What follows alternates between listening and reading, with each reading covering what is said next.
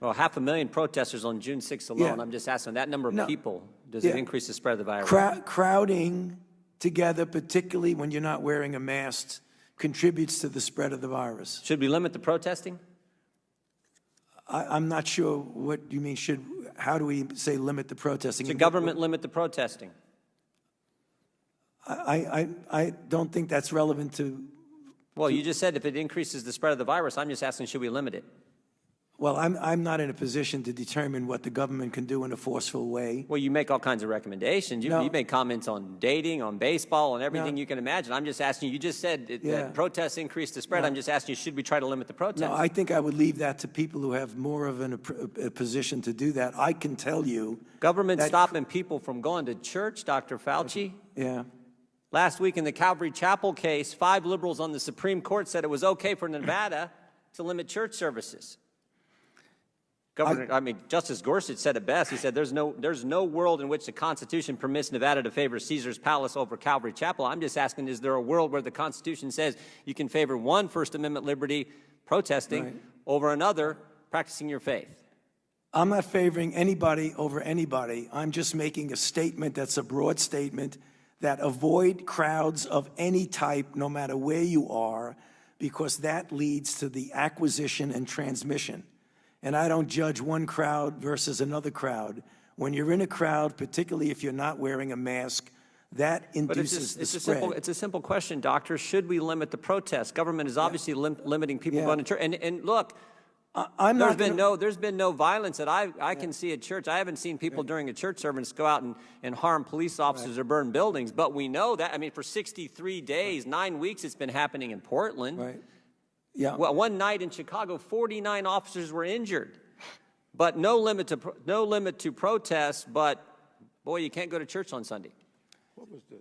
I don't know how many times I can answer that. I'm not going to opine on limiting anything. I'm just going to tell you. You've opined on a lot of things, Dr. Fauci. Yeah, but I've never. This is something that directly impacts the spread of the virus, and I'm asking your position on the protest. Yeah, I'm not going to opine on limiting anything. I'm telling you what it is, the danger. And you can make your own conclusion about that. You should stay away from crowds, no matter where the crowds are. Government has stopped people from going to work. In fact, just in New Jersey 4 days ago, Ian Smith, Frank Trombetta were arrested for trying to operate their business, their gym. They were arrested. But my bet is if these 2 individuals who own this gym were outside just in front of their gym, and all the people who were working out in their gym were outside protesting, they'd been just fine. But because they were in the gym working out, actually running their business, they got arrested. Do you think that's okay? I'm not going to opine on who gets arrested and who does not. You get where I'm going. I'm telling you, as a public health official, I say crowds. Do you see the inconsistency, though, Dr. Fauci? There's no inconsistency, Congressman. So you're allowed to protest millions of people on one day in crowds yelling, screaming, but you try to run your business, you get arrested? And if you stood right outside of that same business and protested, you wouldn't get arrested? You don't see an inconsistency there? I don't understand what you're asking me as a public health official to opine on who should get arrested or not. That's not my position. You could ask it as much as you want. You've advocated for certain businesses. You've advocated for certain businesses to be shut down. I'm just asking you on your position on the protest. I haven't seen one. We've heard a lot about hair salons. I haven't seen one hairstylist who, between haircuts, goes out and attacks police or sets something on fire. But we've seen all kinds of that stuff during protests, and we know the protest actually increased the spread of the virus. You've said that.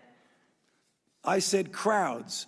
I didn't say specifically. I didn't say protests do anything. So the protests don't increase the spread of the virus? I didn't say that. You're putting words in my mouth. No, I just want an answer to the question. Do the protests increase the spread of the virus? I don't have any scientific evidence that anything. I can tell you that crowds are known, particularly when you don't have a mask, to increase the acquisition and transmission.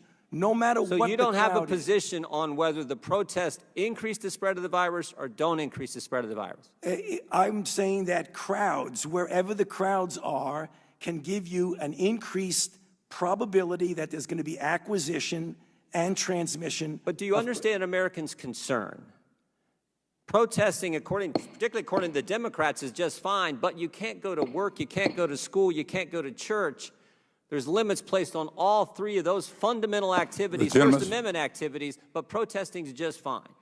You know, The gentleman's time has expired, but I'll just ask the gentleman to just think about his question and put it in reference to crowds that gather at political meetings, at fundraisers without masks, on an oil rig in Texas, nobody wearing a mask, nobody social distancing, but a fundraiser. Right. Would that be problematic?